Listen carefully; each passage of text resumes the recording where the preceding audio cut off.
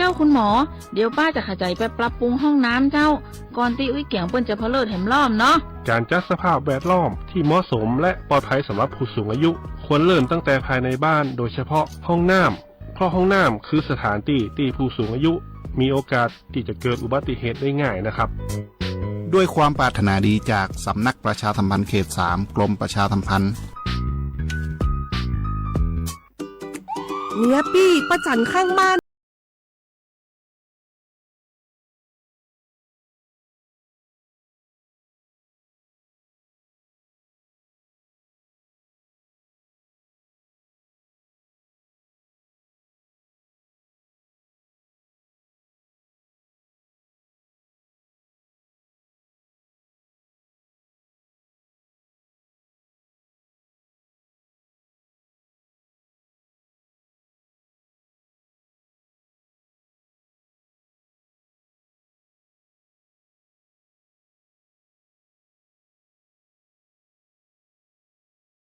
จะไปรู้เนอะ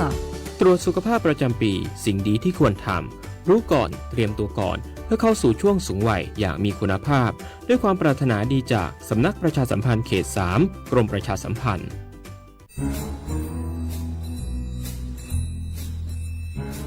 คุณนายมาขี่ว่าข้างบ้านเรามีอะไรแปลกๆนะคะแปลกยังไงไหนเล่าซิมะคินก็มาขี่เห็นว่ามีคนแปลกหน้าเข้าออกบ้านนั้นบ่อยๆมีทั้งผู้ชายมีทั้งผู้หญิงบางทีที่มาขี่เห็นก็ยังเป็นเด็กอยู่เลยนะคะคุณนายแต่ดูๆแล้วคนพวกนั้นเหมือนไม่ค่อยมีความสุขเหมือนถูกบังคับยังไงก็ไม่รู้ค่ะมาขี่ก็เลยคิดว่ามันแปลกๆนะคะคุณนายไม่ได้การละจะเป็นพวกค้ามนุษย์หรือเปล่าก็ไม่รู้คงต้องแจ้งสายด่วน DSI 1202ให้มาตรวจสอบซะแล้วขอบใจนะมะคินที่ไม่ปล่อยผ่านเรื่องน่าสงสัยแบบนี้คุณผู้ฟังเองก็เช่นกันนะคะร่วมเป็นส่วนหนึ่งในการป้องกันการค้ามนุษย์แจ้งเบาะแสได้ที่ศูนย์ต่อต้านการค้ามนุษย์กรมสอบสวนคดีพิเศษสายด่วน1202 Together We Can หยุดค้าคนโดยสำนักประชาสัมพันธ์เขต 3 กรมประชาสัมพันธ์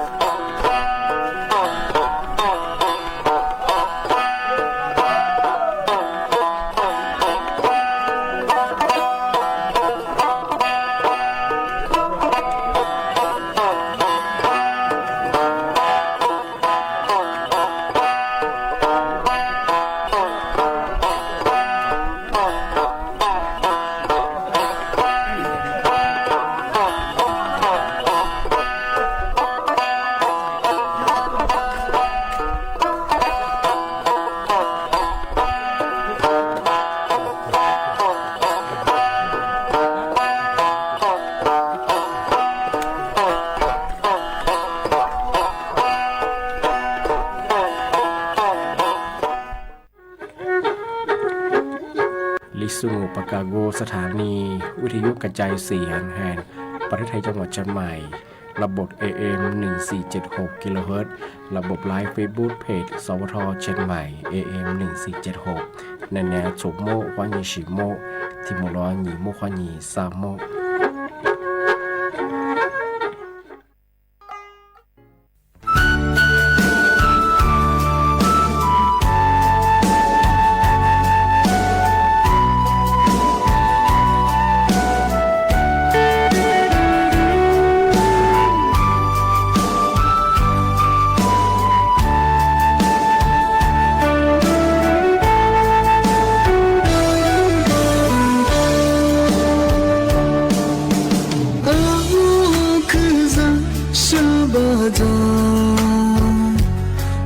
这次努力我没买单，别的梦是你别顾不到，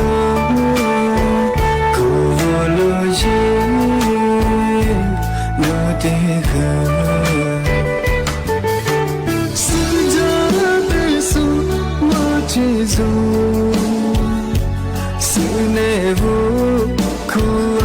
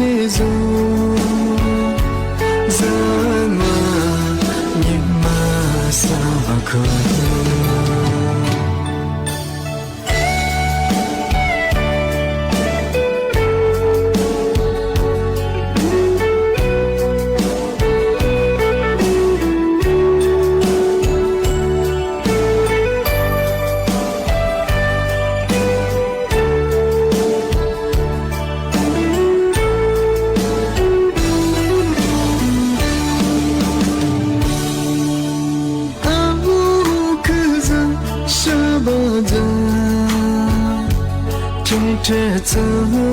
努力我没买单，别的梦是你别顾不到，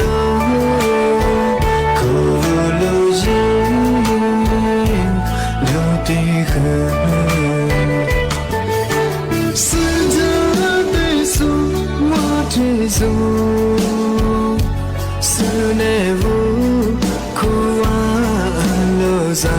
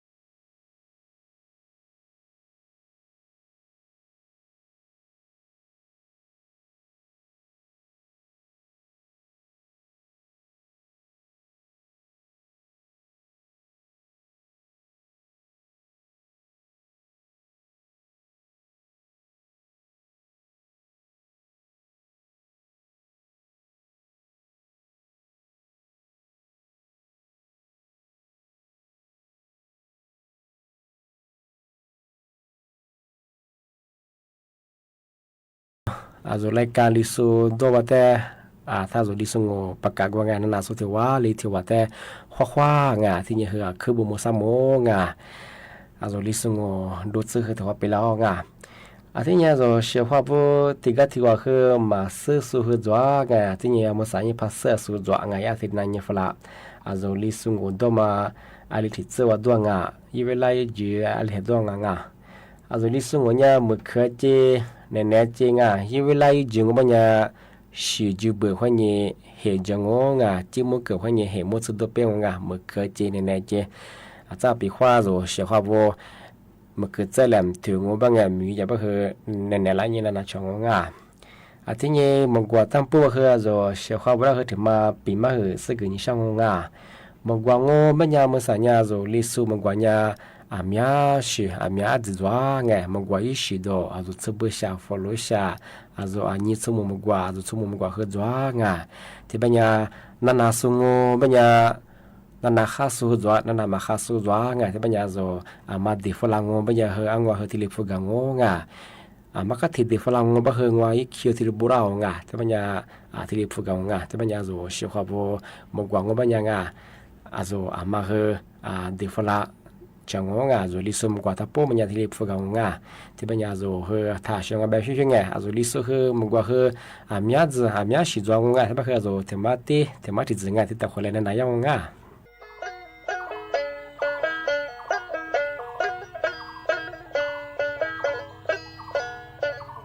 阿只是来画画，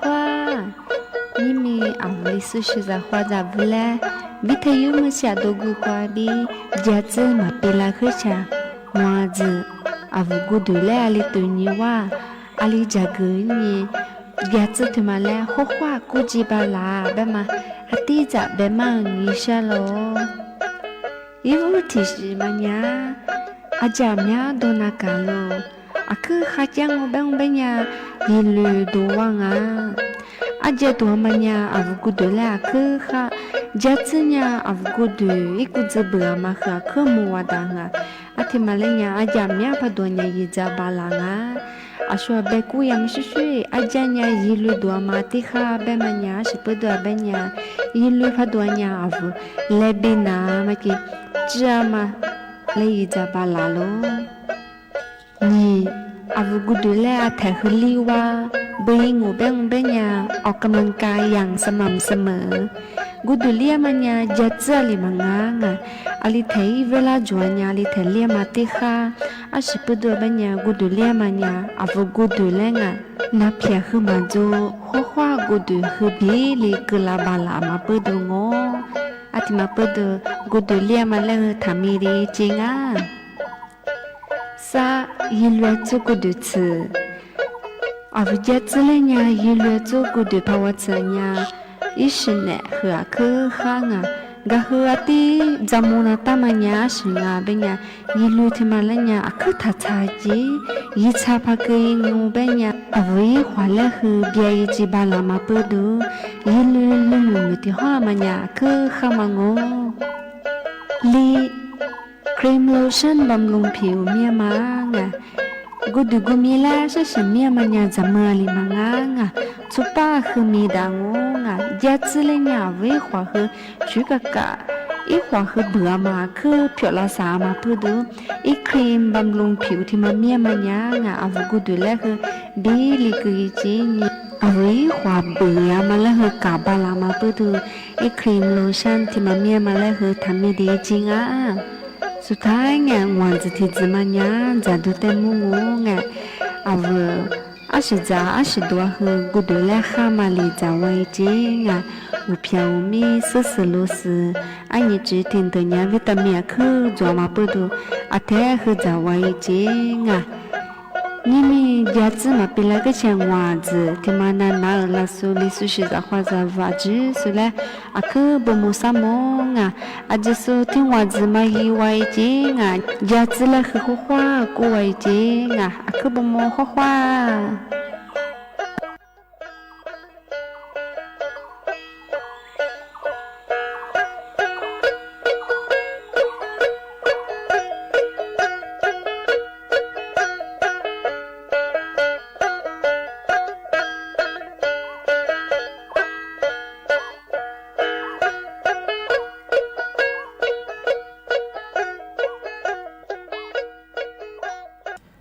Also asame da he akhu bomo samo nga tile pi ma bag lama khe khaw nga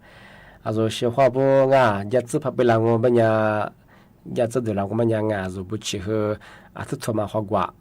sakwa yi ta ngo ba he nga zo bu he ni sa ko ngo ni sa te yi tsu chang ngo nga ati nya zo ko de ta he ta lu ni shong banya zo lu he hwa do nga zo lu he kwa ta lu me ma nga ata ke cha sa le ba he do ba he la chu phu li na nga ati nya zo chi pa la pa ti ga tu wa ba nya nga zo i chu hu ba nga kho ko zu hu i chu ba ba nya zo chu tu hu tu ngo la be tho do thwa ati ni go yi kring zo nga zo za mo le ne ma nga chu pa hu ne la nga ta ma je chu pa la hu ma ko di ma hi za mo ngo nga pa ma za mo ba nya cha khu pa jang ba nya zo ko di ko mi pa le le ba nya ne chi hya je ro ngo ho ya je hu ho chu phu do lu phu do hu gwa zo ne chu phu do ngo ta ti ga tu wa ba nya khu pa na le ba nya ni sa ni thi na tse a ba su mu he pa wan ta le ben yang a zo fu ba he mya gong nga ba zo she kha bo ma ko de ma za mo nga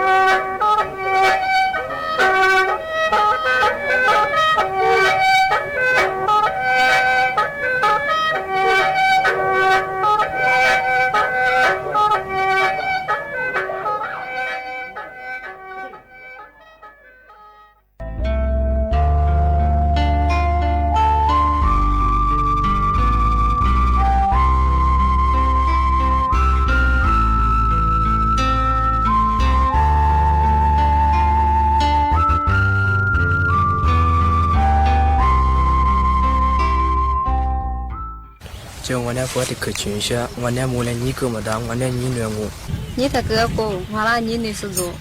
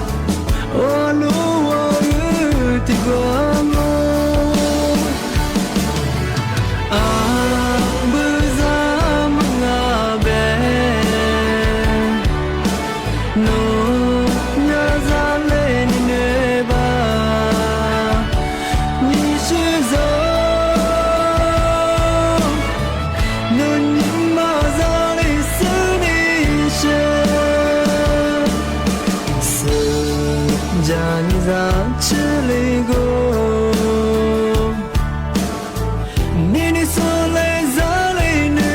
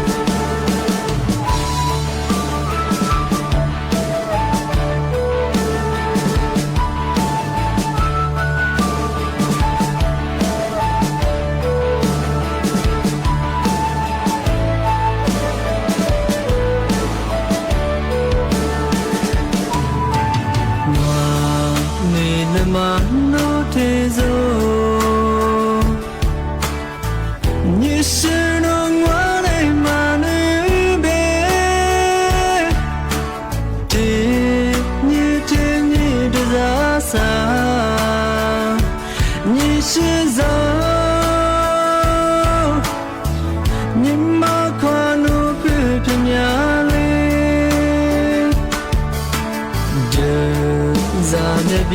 起我流，你女手抓比别个啦，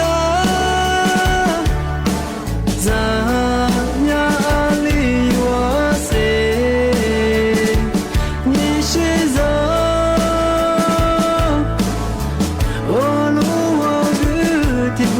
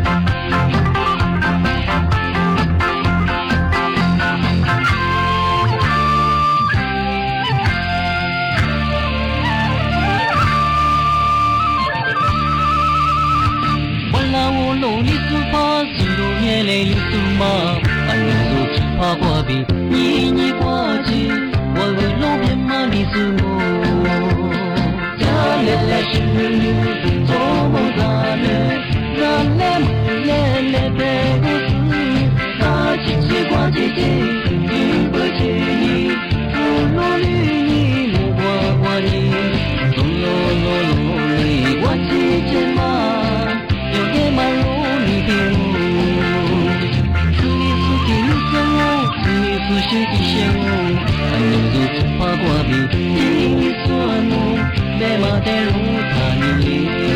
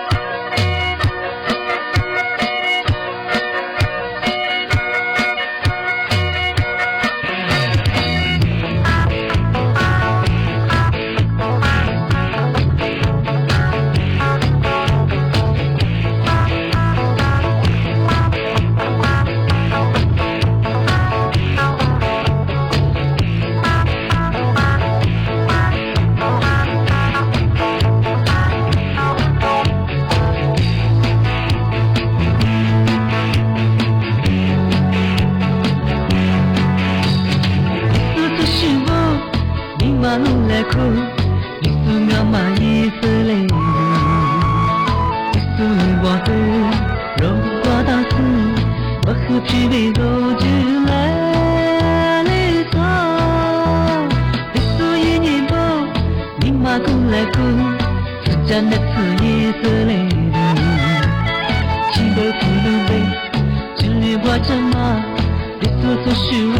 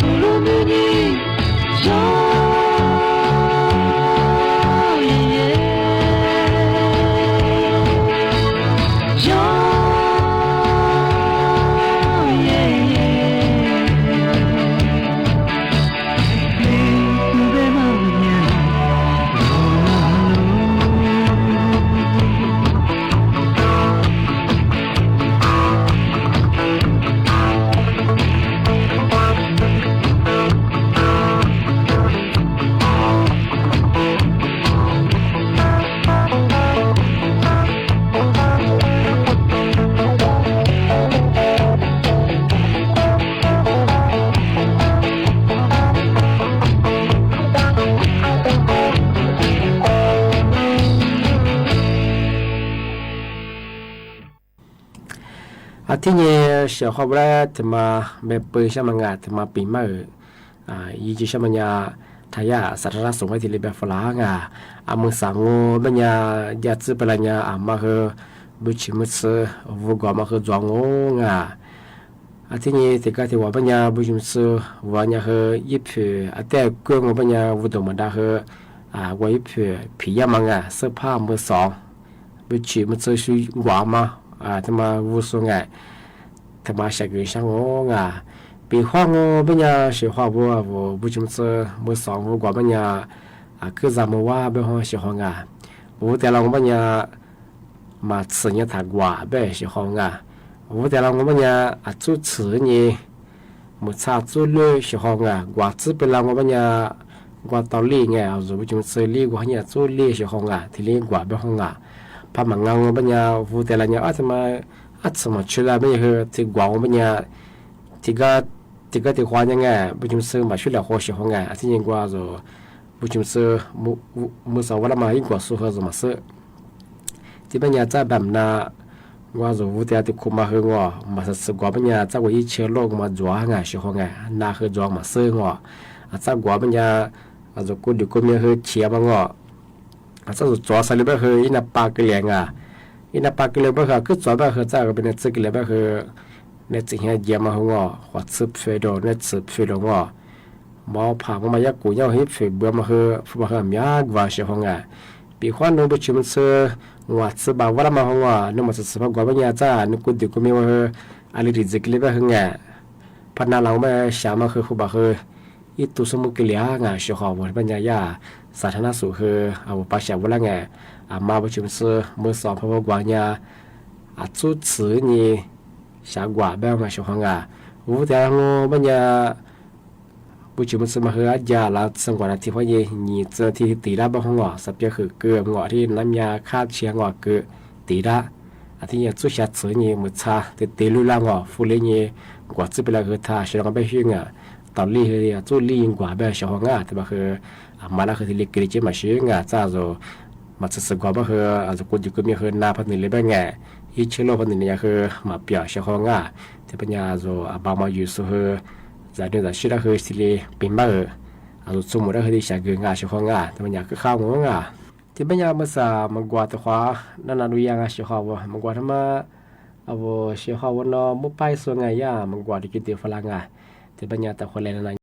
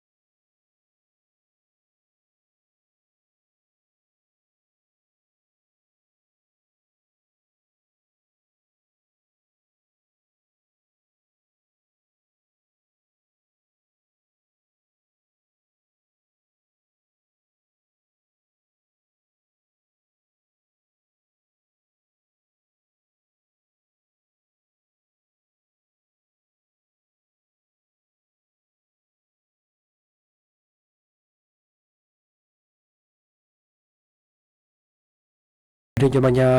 awo Syekh awo namu pai so de fala mangonga mugwal manya he azo liso zamalala syagama awo liso zamalanya khelo biama mugwal jamango tibanga atinya azo liso zamala hinyi khonyanya ashito zola he nga nyima sama wo khuru zo he nga tishito zola banya syagala khoma mugwal jamango nga tibanya wo Syekh abra ga thatsa dinatia nga masanya azo laika liso yibla yuji gole nga zo Syekh awo nana so tiwali tiwata he akubomo nga ashizo he tofala syagala chonga magwala mana na sha ba he develop nga tibanya thatsa dinatia nga khwaสวัสดีครับ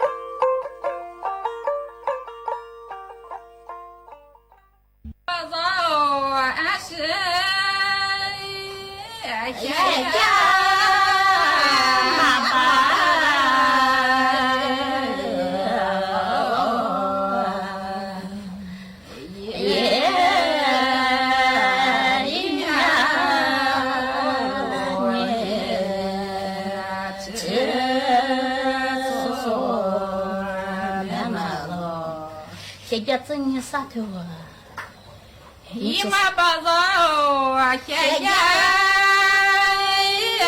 子年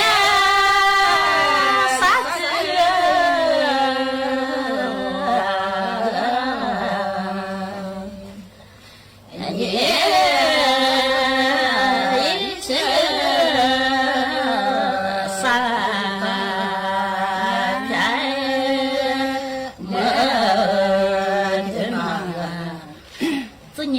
弄色啥片的弄过，姨妈把肉啊，子年妈的，妈妈。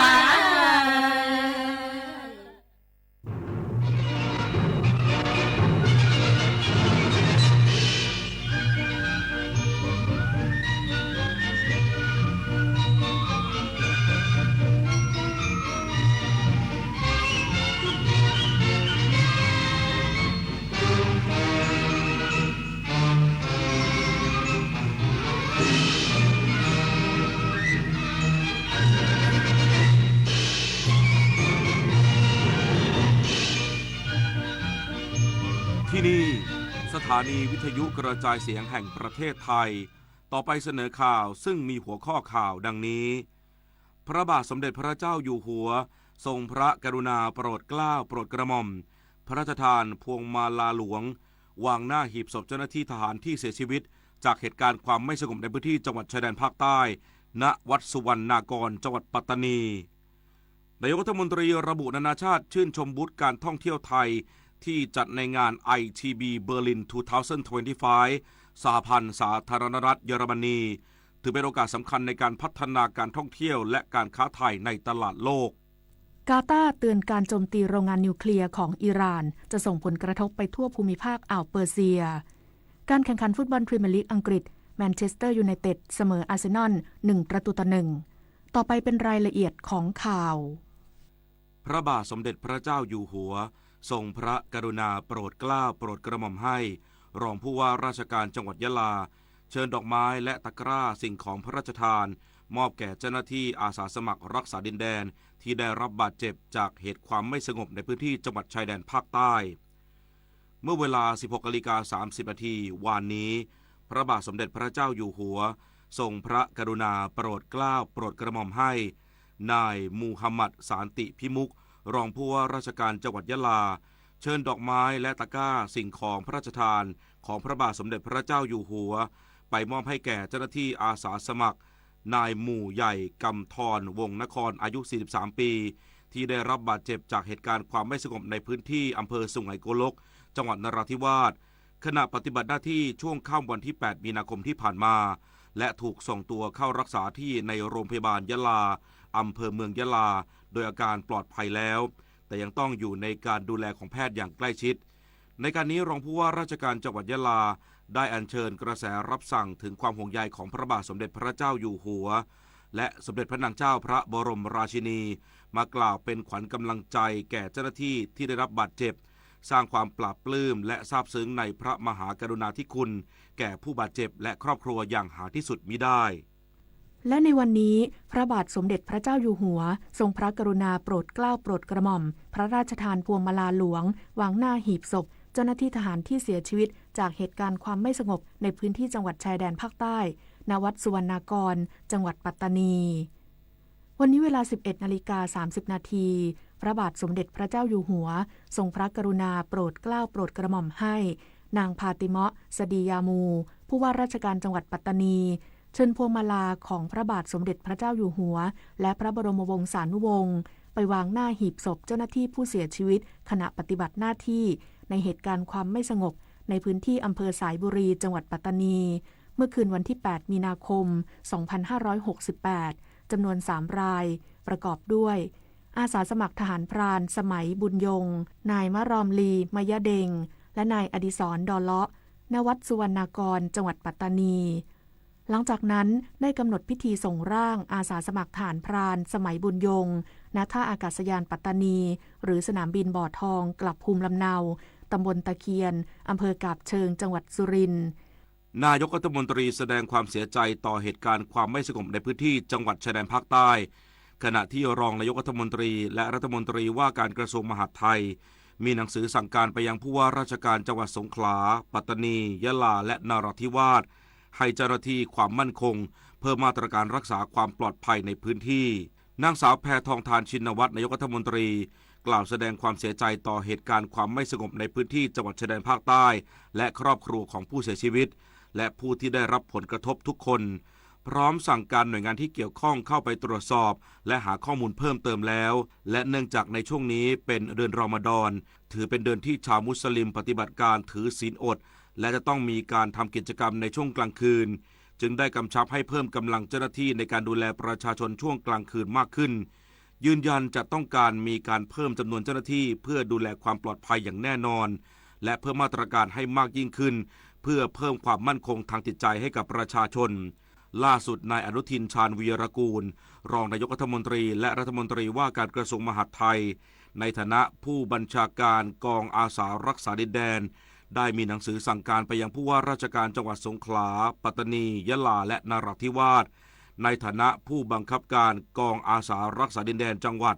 ให้สั่งการให้กองบังคับการกองอาสารักษาดินแดนจังหวัดแจ้งกองร้อยอาสารักษาดินแดนอำเภอและชุดคุ้มครองตำบล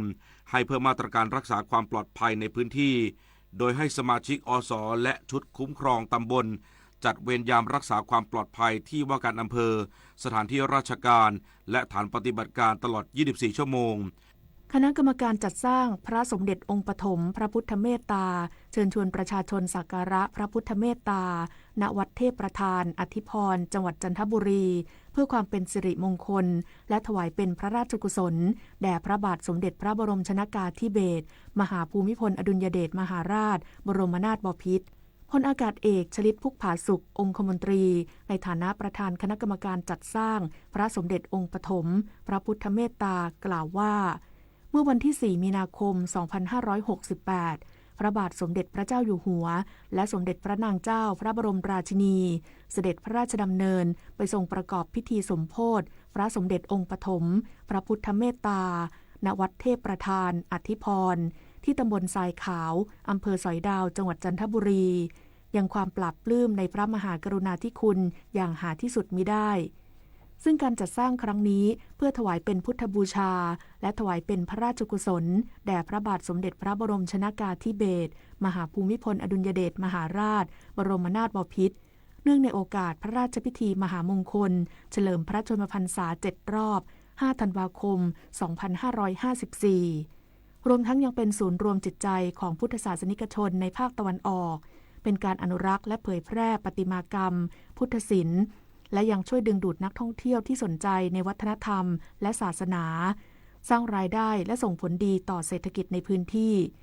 พร้อมขอเชิญชวนพุทธศาสนิกชนร่วมสักการะพระพุทธเมตตาเพื่อความเป็นสิริมงคลกับชีวิตสืบไปสำหรับการสร้างพระสมเด็จองค์ปฐมพระพุทธเมตตาริเริ่มโดยพระอาจารย์ธาตุอธิปัญโยเจ้าอาวาสวัดเทพประธานอธิพรและได้รับการสนับสนุนจากหลายหน่วยงานอาทิสำนักพระราชวังกระทรวงมหาดไทยกองทัพอากาศกรมประชาสัมพันธ์ลูกศิษย์และผู้มีจิตศรัทธาโดยใช้เวลาก่อสร้าง12 ปี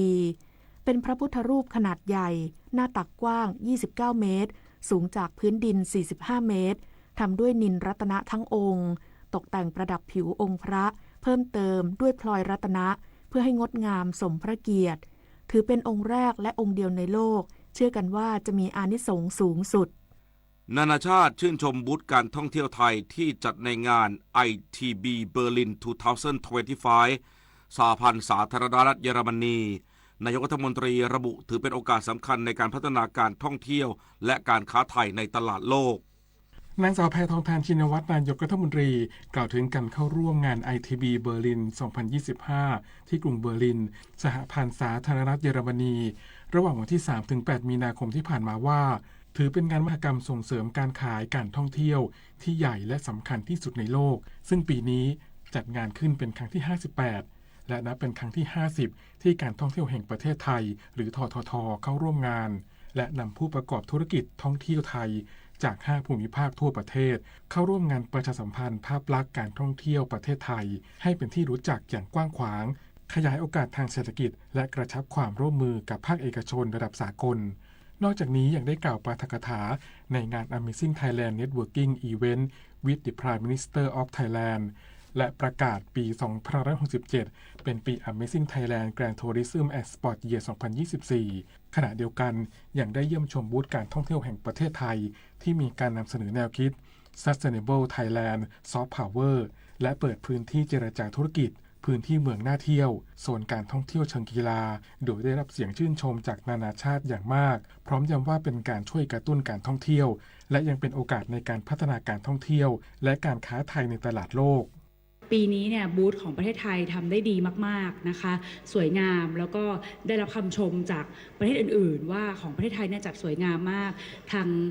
กระทรวงท่องเที่ยวนะคะก็ขอให้เครดิตกระทรวงท่องเที่ยวที่จัดงานอันนี้อย่างเต็มความสามารถททด้วยนะคะแล้วก็ได้มีการเห็นว่าเราก็ได้เชิญชวนให้เจ้าของโรงแรมเจ้าของกิจการจังหวัดทุกๆภาคได้ไป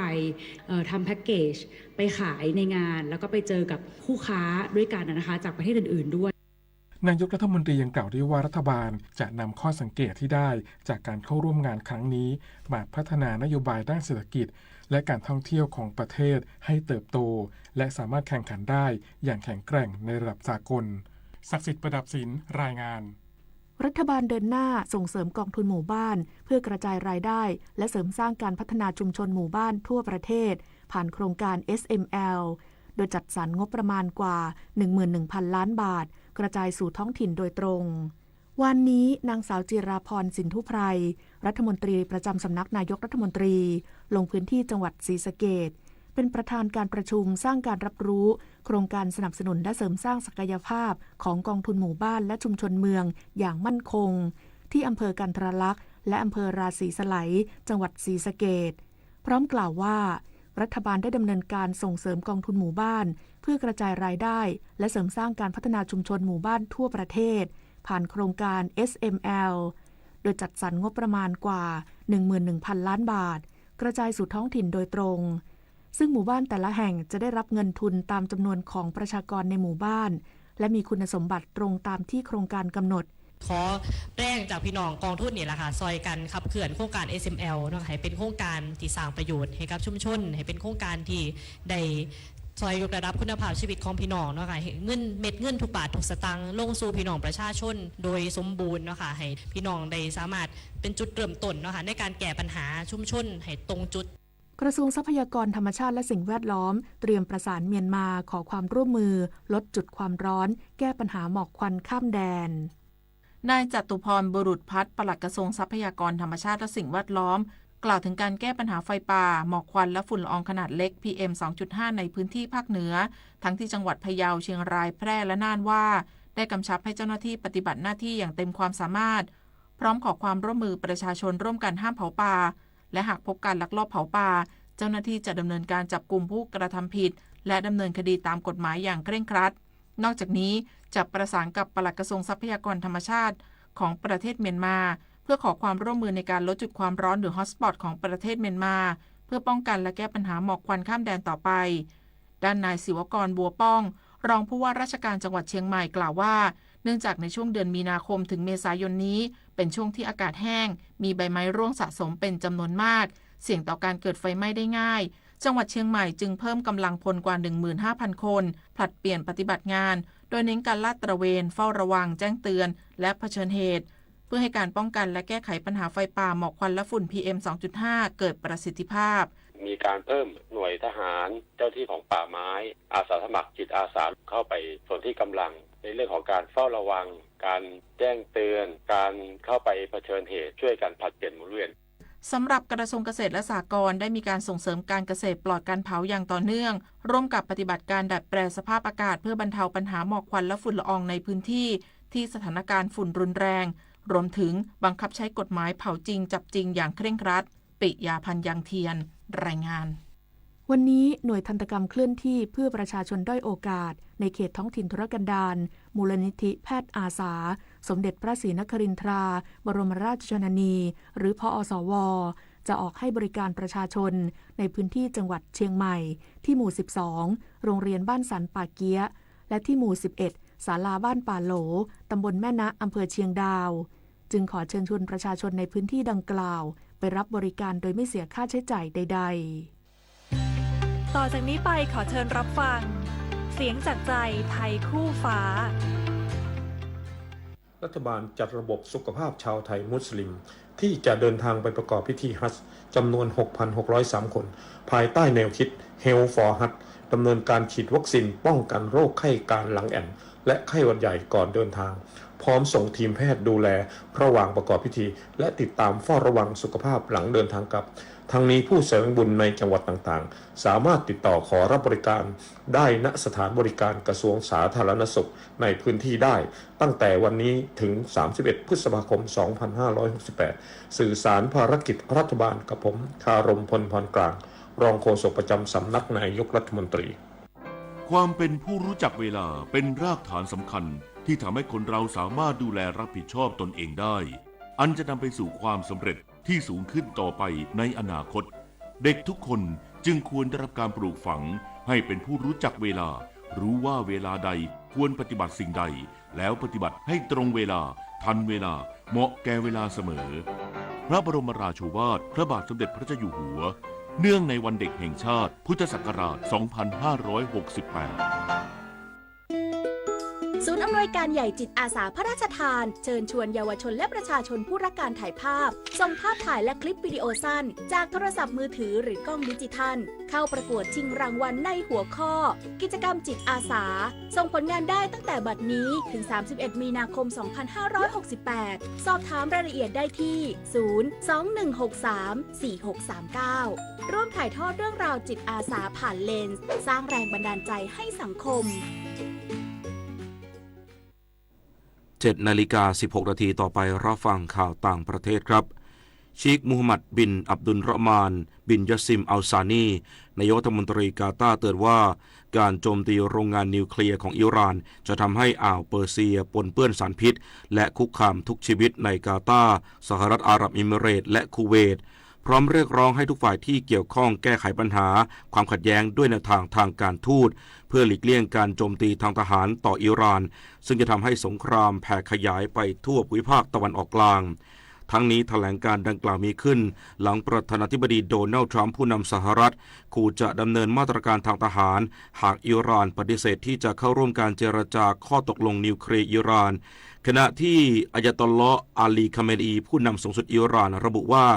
อิหร่านจะไม่ยอมถูกคุกคามในการเจรจาข้อตกลงนิวเคลียร์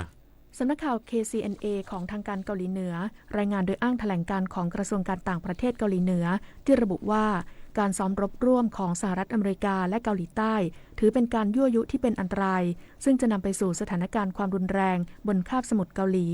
พร้อมเน้นย้ำว่าการซ้อมรบดังกล่าวจะส่งผลเสียต่อสถานการณ์ความมั่นคงของสหรัฐอเมริกาเองทั้งนี้สหรัฐอเมริกาและเกาหลีใต้จะดำเนินภารกิจการซ้อมรบร่วมประจำปีภายใต้รหัส Freedom Shield ตั้งแต่วันนี้ไปจนถึงวันที่ 20 มีนาคมนี้เพื่อเสริมสร้างขีดความสามารถของการทำงานร่วมกันระหว่างกองทัพสหรัฐอเมริกาและเกาหลีใต้และเตรียมความพร้อมการต่อต้านภัยคุกคามต่างๆซึ่งรวมถึงภัยคุกคามด้านนิวเคลียร์การทดสอบขีปนาวุธและการยั่วยุของเกาหลีเหนือนายคิโยชิฟูชิงามินายกเทศมนตรีเมืองโอฟุนนาโตะในจังหวัดอิวาเตะทางตะวันออกเฉียงเหนือของญี่ปุ่นเปิดเผยว่าจากการสำรวจทางอากาศสามารถประเมินได้ว่าในเวลานี้ไฟป่าครั้งใหญ่ในพื้นที่เขตภูเขาของเมืองโอฟุนนาโตะอยู่ภายใต้การควบคุมแล้วอย่างไรก็ตามไฟป่าดังกล่าวซึ่งประทุขึ้นตั้งแต่วันที่ 26 กุมภาพันธ์ที่ผ่านมาทำให้มีผู้เสียชีวิต1 รายและเผาทำลายสิ่งปลูกสร้างอย่างน้อย210 แห่งนอกจากนี้ประชาชนมากกว่า 4,200 คนต้องอพยพไปยังสถานที่ปลอดภัยและไฟป่าครั้งนี้ยังเผาผลาญพื้นที่กว่า 18,100 ไร่นับเป็นเหตุการณ์ไฟป่าครั้งเลวร้ายที่สุดของญี่ปุ่นในรอบกว่า50 ปีสำนักข่าวซินหัวรายงานโดยอ้างการเปิดเผยของสหพันธ์การค้าและอุตสาหกรรมของเวียดนามที่ระบุว่า รัฐบาลเวียดนามประกาศขยายระยะเวลามาตรการการยกเว้นค่าธรรมเนียมการจดทะเบียนยานยนต์ไฟฟ้าคันแรกไปจนถึงวันที่ 28 กุมภาพันธ์ ปี 2570 เพื่อจูงใจให้ผู้บริโภคซื้อยานยนต์ไฟฟ้า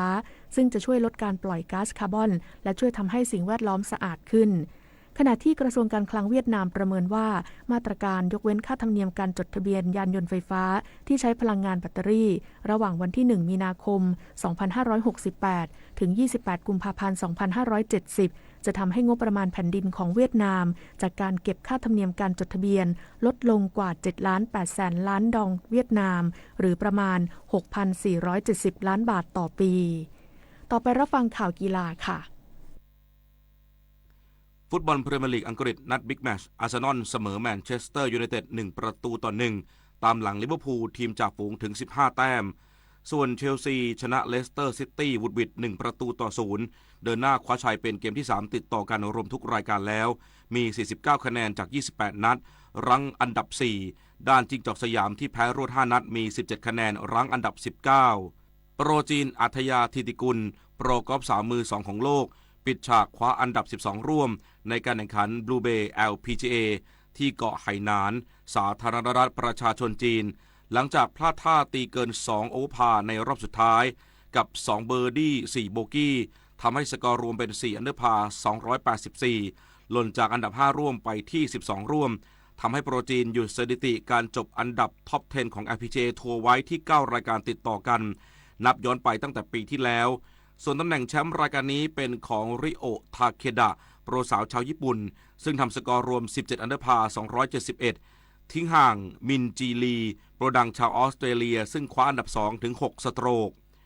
การแข่งขันจักรยานประเภทลู่ชิงแชมป์ประเทศไทยชิงถ้วยพระราชทานควีนสิริกิติ์ประจำปี2568สนามที่1ที่สนามเวโลโดมภายในการกีฬาแห่งประเทศไทยหัวหมากซึ่งเป็นการแข่งขันวันสุดท้ายผลรุ่นที่น่าสนใจดังนี้เปอร์ซู3กิโลเมตรรุ่นประชาชนหญิงแชมป์ตกเป็นของนางสาวณัฐพรอภิโมททีมฟิชเชอร์แมนเฟรนด์เชียงใหม่ที่ไล่น็อกรอบนางสาวพรพิชชาของนอกจากทีม UPS ในรอบที่4ที่3นางสาวเพชรลดามั่นคงทีมฟิชเชอร์แมนเฟรนด์กองบิน46พิษณุโลกส่วนแชมป์รุ่นอายุไม่เกิน23ปีของนางสาวณัฐอรอภิโมทเช่นเดียวกันที่2นางสาวเพชรลดามั่นคงและที่3นางสาวชนาทิพย์รุจิรัตน์ทีมพราม19เปอร์ซู2กิโลเมตรรุ่นเยาวชนหญิงที่1นางสาวธนิยาพรสิงห์ทองทีมฟิชเชอร์แมนเฟรนด์วัดดงน้อยราช